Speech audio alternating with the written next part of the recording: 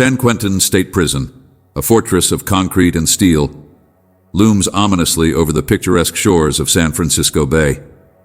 It is a place that evokes despair and hopelessness, a notorious prison that has witnessed its fair share of bloodshed and broken lives. The Department of Corrections once labeled it the most violent prison in America, and it's easy to see why. For decades, countless escape attempts have taken place, most ending tragically with a hail of bullets or in the icy waters of the bay. However, in 1979, something extraordinary occurred, an event that would forever alter the public's perception of this infamous institution. That year, San Quentin made headlines not for another violent death, but for an escape so audacious and clever that it would be remembered as one of the most remarkable prison breaks in American history. But who were the masterminds behind this extraordinary escape? How did 3 inmates manage to outsmart one of the most secure prisons in the country? Join me as we delve into a story of cunning, desperation, and the relentless pursuit of freedom. At the heart of this audacious plan was the infamous Forrest Tucker, a seasoned bank robber known for his uncanny ability to evade capture. With a lengthy criminal history that included numerous escapes, Tucker had already gained a reputation as one of the most elusive fugitives in American history. Despite his past successes, Tucker would later describe this particular escape as his crowning achievement, a masterpiece of cunning and strategy. San Quentin, referred to as the arena by its inmates, was no ordinary prison. It was a brutal, unforgiving environment where violence was a daily reality. Inmates were pitted against one another, fighting not only for survival, but also to establish their dominance in a world where any sign of weakness could be fatal. This was a place where murderers, thieves, and rapists were confined alongside some of the most dangerous criminals in the country. The prison itself was a relic from a bygone era, with its imposing 20-foot stone walls and guard towers patrolled by sharpshooters trained to kill without hesitation. For the men inside, escape seemed utterly impossible. 3 sides were fortified by walls that had never been breached, while the 4th was guarded by the frigid waters of the San Francisco Bay, a treacherous moat that had claimed the lives of many would-be escapees. The authorities reveled in San Quentin's reputation as an impenetrable fortress, but Tucker viewed it differently. To him, it was just another challenge to conquer, another puzzle to solve. Since his teenage years, Tucker had been a master escape artist, managing to slip away from various jails and prisons 17 times. Each successful escape only added to his legend, but Tucker's motivation for running from the law was deeper than mere avoidance. Growing up during the Great Depression, he idolized the gangsters of the era, men who lived by their own rules and took what they wanted from life. He aspired to be like them, a larger-than-life figure who refused to be caged, even as he approached his 60th birthday. In October 1978, Tucker found himself sentenced to 10 years in San Quentin for armed robbery. For a man of his age, 10 years felt like a death sentence. From the moment he was locked away in his damp concrete cell, Tucker was plotting his next escape. But the first challenge was getting out of the building itself. San Quentin was designed to hold men like him, but Tucker was determined to outsmart the system. Instead of relying on brute strength, which he no longer possessed, Tucker utilized the one asset that had never failed him: his intellect. His plan began to take shape as he observed and listened, keeping his intentions to himself. It wasn't long before he discovered something that piqued his interest: the prison's industrial workshop. This facility allowed inmates to produce furniture for state offices and public buildings, and it was located outside the main prison building, where security was a bit more relaxed.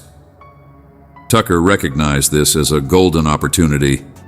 By securing a job in the workshop, he could move in and out of the main prison facility, granting him the freedom he needed to set his escape plan in motion.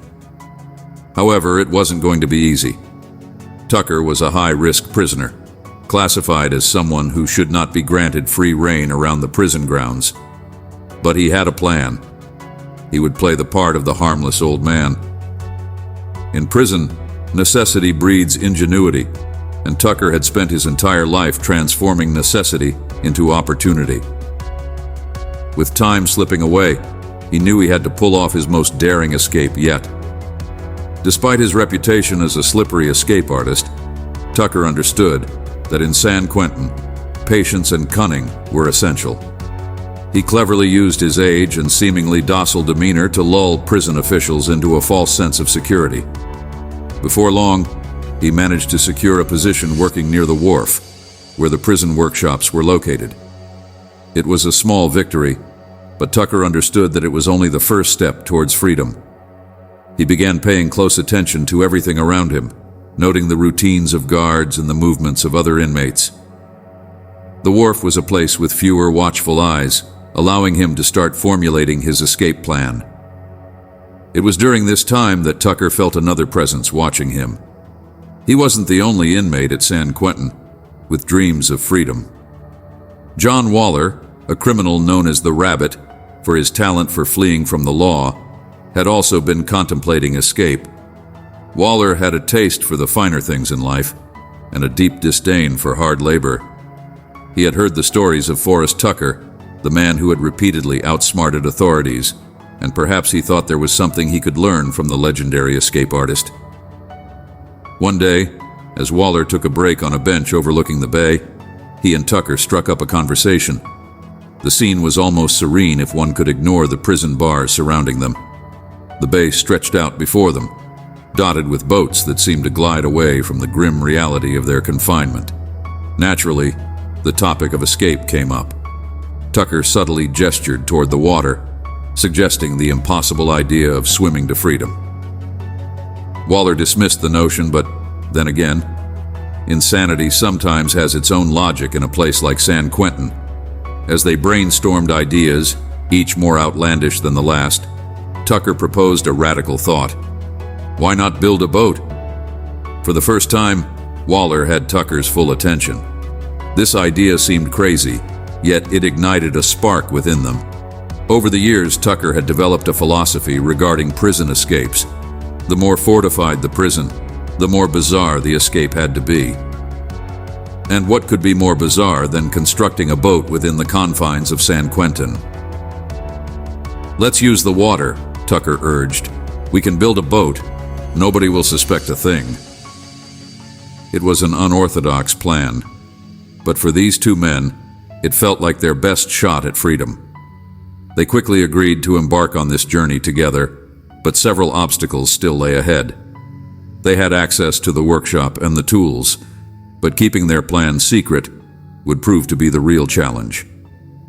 The Pacific Ocean is merciless, and if they didn't time their escape perfectly, the currents could easily drag them back to shore, or worse. They also had to consider the ever-watchful guards perched in their towers, ready to shoot anyone who dared to stray too far. How could they get their makeshift boat into the water without being spotted? How could they avoid arousing suspicion while wearing their prison uniforms? Despite the daunting challenges, Tucker was not about to give up. He had made it this far, and he wasn't about to let a few hurdles deter him. He was accustomed to finding solutions to problems, and he believed he could figure this one out as well. Failure was not an option. He could not spend the rest of his life watching others sail into freedom while he remained trapped behind bars. As the wheels of their plan began to turn, Tucker realized they needed one more thing: additional help. They required someone else with a mind for escape, someone who could contribute to their ambitious plan. In the dim light of the workshop, Tucker began to scout for potential allies among the other inmates, looking for individuals with skills or insights that could aid their escape. Weeks passed, and under the guise of mundane prison work, Tucker and Waller continued to develop their plan. They carefully gathered materials, wood scraps and tools, while maintaining a facade of normalcy. Their conversations about escape grew more frequent and detailed, each one bringing them closer to their goal. As they built their makeshift vessel piece by piece, excitement mingled with fear. The day of reckoning was approaching. Tucker knew that timing was crucial. The tides of the bay were fickle, and they would need to strike at the perfect moment. On the night before their planned escape, the two men lay in their cells, minds racing with anticipation. Would their daring plan actually succeed, or would they be met with the harsh reality of failure? As dawn broke, they made their way to the workshop, where their boat lay hidden. With adrenaline coursing through their veins, they worked quickly and quietly, assembling their makeshift craft. The hours dragged on, and the weight of their impending freedom felt almost tangible. They could almost taste it, the sweet air of liberation calling them from beyond the prison walls. Finally, the moment arrived. Tucker and Waller stealthily maneuvered their boat toward the water's edge, hearts pounding, as they neared the point of no return. The guards were busy elsewhere, and the chance to escape had presented itself. With the boat launched into the bay, they prepared to embark on their final adventure. As they pushed off from the shore, the cold water lapped against their boat, invigorating them with the hope of freedom. The strong currents of the bay churned beneath them, but they were undeterred. They were free men now, daring to defy the odds and navigate their way to freedom. Little did they know, however, that the authorities would soon discover their absence. Alarms rang out across the prison as the guards realized the audacious escape that had taken place right under their noses. A massive manhunt ensued, helicopters buzzing overhead and boats racing through the bay, searching for any sign of the escapees.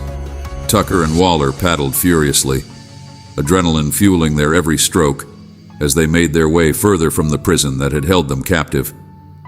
But the frigid waters were unrelenting, and as the hours passed, exhaustion began to take its toll.